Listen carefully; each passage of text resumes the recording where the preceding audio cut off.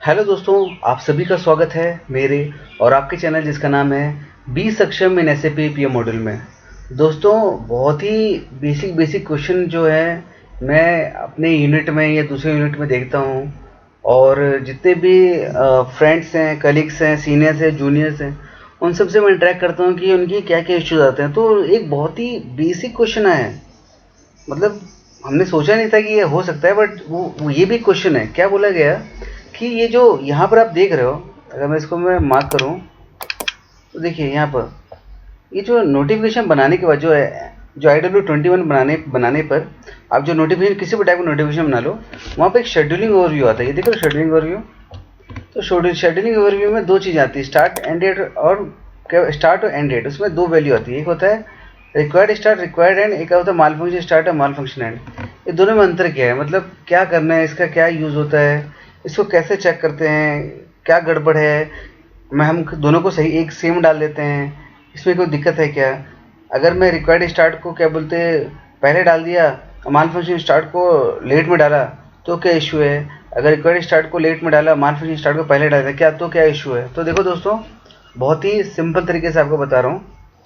अगर मैं इसको दोस्तों स्क्रीन से होप्स तो आपको समझ में आ गया कि क्वेश्चन क्या है मेरा बोल के, ठीक है? तो मैं आपको प्रॉपर्ली बताता हूँ। देखिए, जो आपका जो अगर एग्जांपल बोलो, रिक्वायर्ड स्टार्ट डेट है, रिक्वायर्ड स्टार्ट डेट, ये वो डेट है जब आपको क्या है, वो desired notification, desired working date है आपका, ठीक है ना?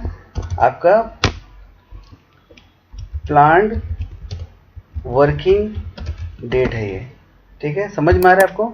जो रिक्वायर्ड स्टार्ट और रिक्वायर्ड एंड डेट है, ठीक है ना, ये क्या है, प्लान वर्किंग डेज है। इसमें क्या होता है, जो नोटिफिकेशन क्रिएट करता है IW21 में, जो नोटिफिकेशन क्रिएट करता है, नोटिफिकेशन क्रिएट करता है यूज़र, क्रिएट करता है यूज़र, वो क्या है, आपका जो काम हो रहा है, मान लीजिए कोई भी इशू, जैसे लीकेज, मान लीजिए कोई लीकेज ही हो रहा है, ठीक है ना?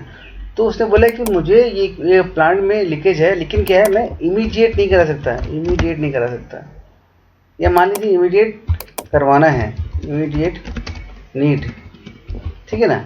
दोनों केस है, इसमें क्या इमीडिएट नहीं कराना है, इसमें इमीडिएट कराना है, ठीक है? तो केस में क्या, रिक्वायर्ड स्टार्ट डेट, जैसे मेरा आज का डेट क्या है दोस्तों, अगर एग्जांपल ले लो तो आज का डेट है 21/6/2023।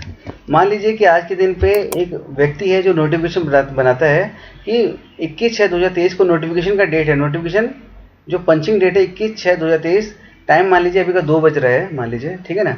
तो उसमें नोटिफिकेशन बना रहा है कि किसी एक पाइपलाइन में लीकेज है, बट वो लीकेज का जो रिकॉर्ड स्टार्ट टाइम है वो मुझे 21 को नहीं दे पाऊंगा, मेरे को उसको काम करना है 25 को। कब कराना है? 25/6/2023 को, ठीक है? तो उसके हिसाब से क्या है, वो नोटिफिकेशन बना देगा और नोटिफिकेशन लिख देगा कि मुझे रिक्वायर्ड है करके फिल कर देगा, ठीक है? अब जो जिसके पास जा रहा है, जो भी डिपार्टमेंट है उसके पास जाता है, वो क्या करेगा, वो देखेगा कि सामने वाले ने रिक्वायर्ड स्टार्ट डेट क्या डाला है। अगर 25 डाला, वो बोलेगा 21 से 25 है, इसके बीच में जो गैप है उसमें मुझे क्या करना है, तो उसके बीच में उसको क्या करना है, प्रिपरेटरी जॉब करना है, ठीक है? ये नहीं होता नोटिफिकेशन का अभी की अभी बात की है, नोटिफिकेशन डाल दिया, काम चालू हो गया। नोटिफिकेशन जितनी भी एक्टिविटी है, इसको अपन बोलते हैं वर्ल्ड क्लास मैन्युफैक्चरिंग प्रैक्टिस के हिसाब से अपने को क्या है, प्लान्ड वे में करना है, ठीक है? अब उसी की तरफ बात आ गई, माल फंक्शन स्टार्ट डेट, ठीक है ना? तो माल फंक्शन स्टार्ट डेट वही होगा जिस दिन आपका काम चालू होगा। मान लीजिए कि 21 से 25 है, तो मैंने काम कब चालू किया, 25/6/2023 को। क्यों?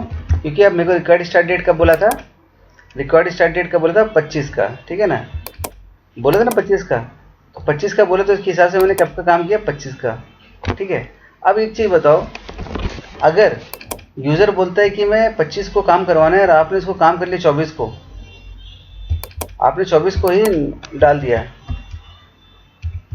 24/6/2023 को अगर आपने काम के लिए बोल दिया, तो ये क्या हो जाएगा, रॉन्ग होगा। क्या होगा? रॉन्ग होगा। मतलब आप नहीं काम कर सकते जब जो जो डिपार्टमेंट का जो यूज़र है, बेसिकली जो यूज़र या जो भी ओनर जो होता है वो प्रोसेस डिपार्टमेंट होता है।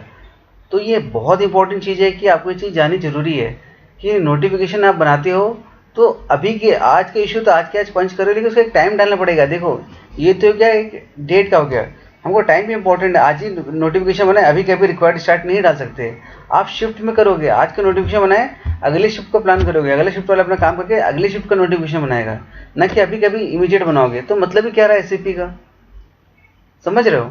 आपको प्लान्ड वे में काम करना है। एसएपी इसलिए आया है ताकि आप आगे के काम को उसको क्या करो, समअप कर लो, ठीक है। जो ब्रेकडाउन नोटिफिकेशन होते हैं वो अर्जेंट होते हैं, क्लियर कट याद रखिए। जो ब्रेकडाउन नोटिफिकेशन होते हैं वो अर्जेंट होते हैं, उसमें आपका टाइम वही होता है मालफंक्शन स्टार्ट और मालफंक्शन एंड डेट, जो required start date required end date को होता है। ये देखिए, है ना, ये जो है आपका, जो ये दोनों चीज़ बताइए। जब ब्रेकडाउन नोटिफिकेशन आया तो ये और आपका मालफंक्शन स्टार्ट डेट दोनों कॉमन हो जाएगा। लेकिन अगर मालफंक्शन स्टार्ट डेट मतलब ब्रेकडाउन नहीं है तो आपका रिक्वायर्ड स्टार्ट डेट आगे का रहेगा, उस दिन का नहीं रहेगा। बेस्ड ऑन आज मेरी 21 तारीख है ना, तो 21 के हिसाब से मेरा आगे का काम आएगा, ठीक है दोस्तों। सो होप सो आपको ये छोटा सा टॉपिक मेरा पसंद आया होगा।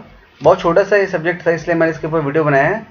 तो प्लीज़ लाइक करो, शेयर करो, सब्सक्राइब करो, और जैसे मैं हर दिन कहता हूँ, बी सक्षम in SAP PM module. Thank you.